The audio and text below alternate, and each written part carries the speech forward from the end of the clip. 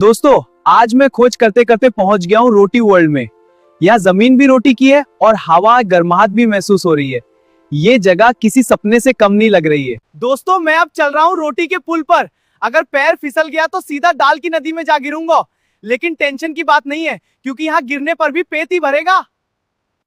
ये देखिए दोस्तों, रोटे का ज्वालामुखी। यहाँ से निकल रही हर रोटी बिल्कुल गर्मा गर्म और फूली हुई है। ऐसा नजारा मैंने अपनी जिंदगी में पहली बार देखा है। दोस्तों, रोटी वर्ल्ड में तो रोटियों की बारिश हो रही है। अगर आपको ये अनोखी दुनिया पसंद आई हो तो वीडियो को पसंद करें और चैनल को सब्सक्राइब करना ना भूलें। अगली बार फिर मिलेंगे एक नई और स्वाद भरी दुनिया के साथ।